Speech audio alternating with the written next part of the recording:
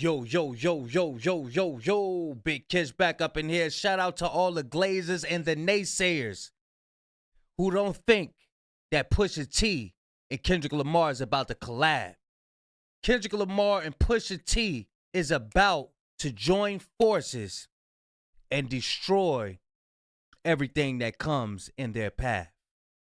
The title reads, Kendrick and Pusha T team up to bury Drake forever. New project exposes Drake dark secrets. Y'all know I'm like holding y'all. Without further ado, let's get it. It's amazing to watch him be exactly who he is, be the lyric king. And people who never even listen to lyrics are like reciting his freestyles, his battles, his songs. Chains and Whips is the name of the diss track that Clips debuted at the Louis Vuitton fashion show. And TikTok is telling us that Kendrick Lamar is supposed to be on this song. Remember, back in August, Pusha T said they were missing just one feature. And then in December, He breaking it down. He cooking. He about to cook.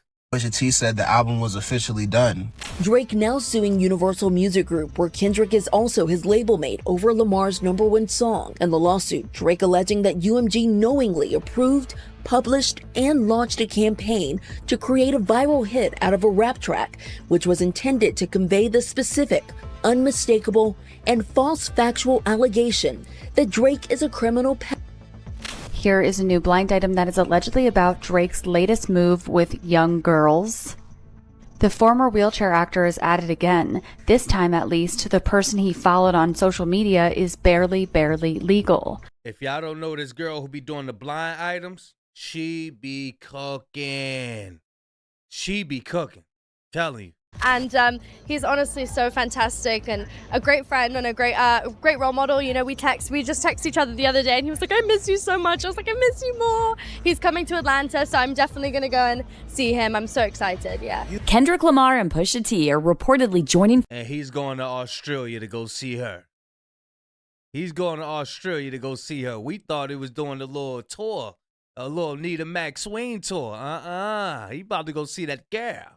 Forces on a new project aimed at Drake, and apparently they're planning to double down on those PDF file allegations and expose some of Drake's darkest secrets. Now, here's where it gets messy. Drake recently filed a defamation lawsuit against his own label, UMG, over Kendrick's diss track, Not Like Us. Drake claims UMG promoted the track despite knowing the allegations were false. And get this, he also alleges that Kendrick targeted him because of his Jewish heritage. And on top of that, Drake is also pressuring the NFL to block Kendrick from performing Not Like Us at the upcoming Super Bowl halftime show. However, a lot of people are saying Drake might have shot himself in the foot with this lawsuit, because if this case goes to the discovery phase, well, let's just say it could bring more scrutiny to Drake's personal life, especially his long track record of extremely questionable behavior around very young women. It's like everything Drake has done since this beef with Kendrick exploded has backfired, and it looks like this defamation lawsuit won't be an exception. And now rumor has it that Kendrick and Pusha T are collaborating on a new project with Pharrell's help. That's what I'm talking about right there. Whoa, can't wait, boy. Where are these bonding, boy?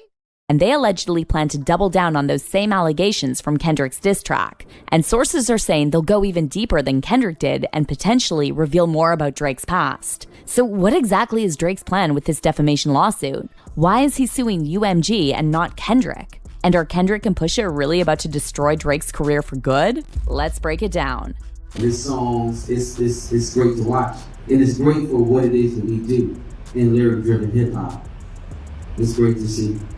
Drake is spiraling right now, and he's desperate to control the narrative ahead of Kendrick's upcoming Super Bowl show. But whoever's giving Drake advice seems to be misstepping because every move is backfiring. After Kendrick completely destroyed him in their feud, Drake should have just accepted the loss, kept a low profile for a while, and then came back strong with a great album. Maybe something like a sequel to Take Care. Instead, though, he kept poking the bear, and now even Drake's fans are saying he's going out sad. So, in case you missed it, Drake just filed a federal lawsuit accusing his label, Universal Music Group, of defamation. Drake had a secret hate towards Kendrick. Like, who does this guy think he is, writing all his lyrics on his own? Hell, he think writing writing his lyrics on his own. I gotta sit up there and pay for all these ghostwriters. Hell no. Who you think he is? How the hell he do that?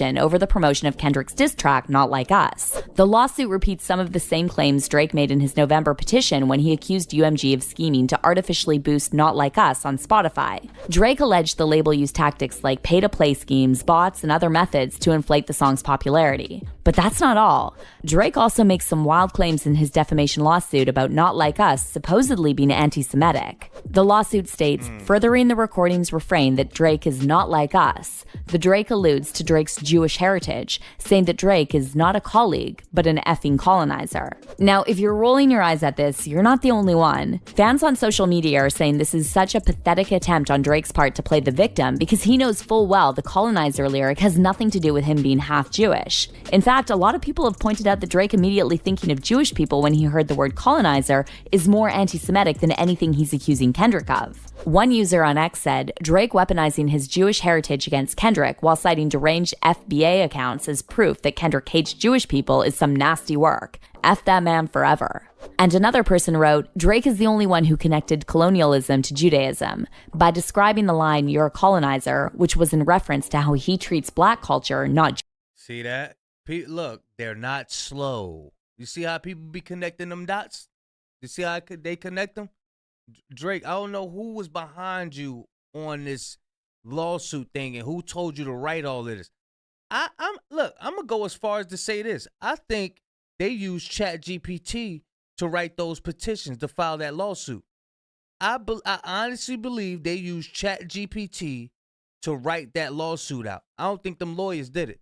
Them lawyers is getting, ever since ChatGPT came out, people who write contracts and do blueprints and write out things, they use ChatGPT now. And I'm telling you, they milking the game with ChatGPT. Them lawyers use ChatGPT. That man, ain't nobody in their right mind write that damn lawsuit papers.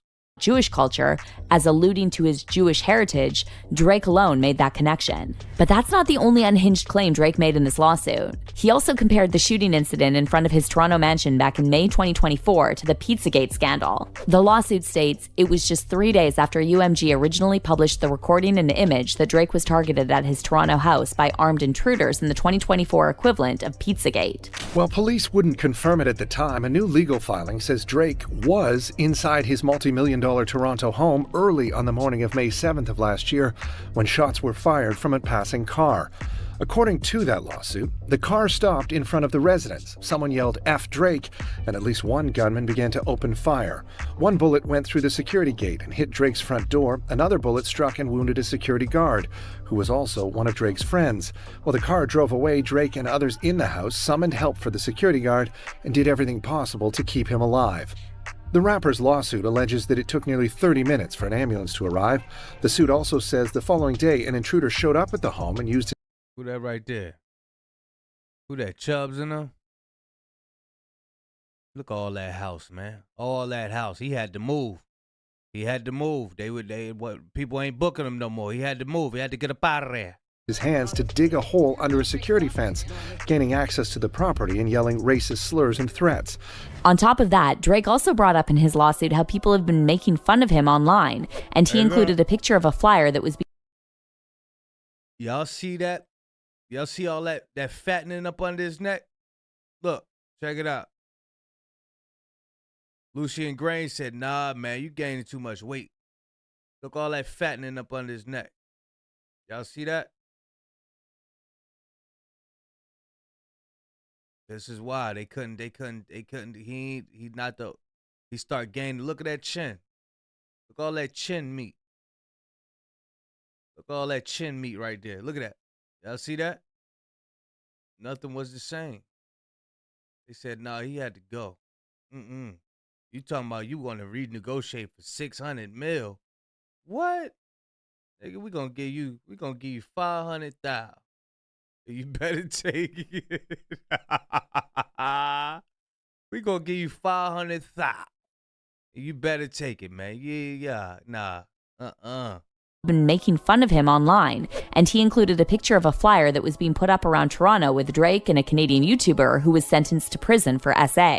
The lawsuit reads, An avalanche of online hate speech has branded Drake as an ex-offender and pedophile, among other epithets. Public commentary has repeated the false claims that Drake is a pedo, a user on a level of Weinstein, Diddy, and Epstein. In direct response to UMG's publications, social media users called for the FBI to come at this point and for Drake to be locked up and behind bars. But the most bizarre part of this lawsuit is the fact that it doesn't accuse Kendrick of anything. Instead, it only targets UMG for profiting from what Drake claims are false allegations. In fact, Drake's lawsuit clearly states the lawsuit is not about the artist who created Not Like Us. It is instead entirely about UMG, the music company that decided to publish, promote, exploit, and monetize allegations that it understood were not only false, but dangerous. The lawsuit then goes on to say that UMG knows for a fact that Drake is not a PDF file and has never engaged in any acts that would require he be placed on Neighborhood Watch. Drake has never engaged in relations with a minor, the lawsuit states. Drake has never been charged with or convicted of any criminal acts whatsoever. And you know something else that doesn't make sense about this whole lawsuit? If Drake is claiming that UMG is guilty of defaming him because they promoted a song that makes false allegations, then UMG is also guilty of promoting Drake's diss track, Family Matters, where Drake accused Kendrick of putting his hands on his wife. Drake has to prove UMG acted with malice, but UMG published and promoted both artists' songs. So there you go. Got too lazy. Got too lazy. You up in Subway drinking fusions and shit. Got too lazy. Tell you stop working out. You stop working out. You ain't in shape no more. But UMG published and promoted both artists' songs, so Drake is going to have to justify how Kendrick's lyrics are defamatory and his aren't. Also, Drake clearly didn't think those lyrics through before accusing Kendrick of putting his hands on Whitney, because on that same song, Drake gives a shout-out to none other than Chris Brown, a known and convicted woman abuser. The line, "You know who even bang a set out there is CB," is a reference to Chris Brown allegedly being associated with the Bloods gang. But why would Drake shout out Chris Brown on a song where he supposedly criticized Kendrick for DV? Not to mention, Drake also got with Rihanna after the Chris Brown incident and even publicly professed his love for her, just to turn around and shout out the man who harmed her. Also, remember on The Heart Part 8 when Drake said Kendrick is a hypocrite for calling him out on his affiliations with offenders when Kendrick supposedly objected to R. Kelly's music being removed from streaming platforms? Drake said, "Still bumping R. Kelly, you can thank the savior." Said if they delete his music, then your music is going too. A hypocrite. Now, first of all, Drake didn't check his facts because it was actually the CEO of Top Dog Entertainment, Anthony Tiffith, who contacted Spotify and threatened to remove TDE music from the service over R. Kelly censorship, not Kendrick. Also, Drake forgot to mention that he's the one who actually pays R. Kelly royalties after sampling him on the track TSU from his 2021 album Certified Lover Boy. It's like none of Drake's moves make any sense, and it feels like he's completely lost at this point. In fact, his defamation lawsuit against UMG is already backfiring before it even makes it to trial, if it ever does. See, instead of clearing his name, this lawsuit has only encouraged people to dig deeper into Drake's past and the contradictions in— Man, how the hell y'all letting Drake lead a prayer? What the hell is wrong with these people? How you letting Drake lead a prayer? Look, they got their heads down. He like, man, I don't believe in it. I don't believe in nothing. See, instead of clearing his name, he like, oh, yeah, God, yeah, look at him.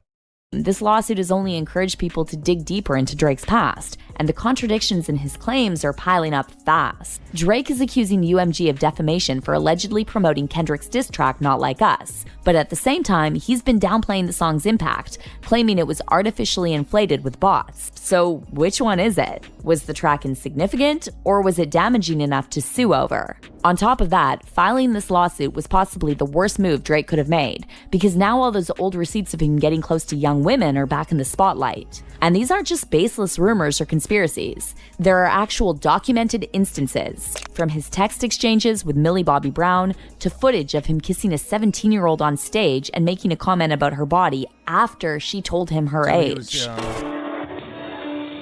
That's what I always say. Everybody who be like, yeah, they both lied on each other. And Kendrick lied on Drake as well. Everything Kendrick, majority of the things Kendrick say it lines up. The stuff that Drake say don't line up. It don't line up. Yeah, y'all go watch this on. Yeah, y'all could watch the rest of this. They just showing that stuff on stage. We already seen that stuff. I'm gonna leave a link in the description. Shout out to the Petty Show, putting in that work with this video. But yeah, bro, like I'm tired of that argument. Oh, they both lied on each other. Nah. Drake got some things that he need to come out and, you know what I'm saying? It aligns up too much. What about all those settlements that he did in the past? There's certain women, you know what I mean? Certain women, he got settlements, got kids in the closet. Is it true? Yeah, yep, all that. Y'all let me know what y'all think. Big Kish signing out. I'm gone, y'all.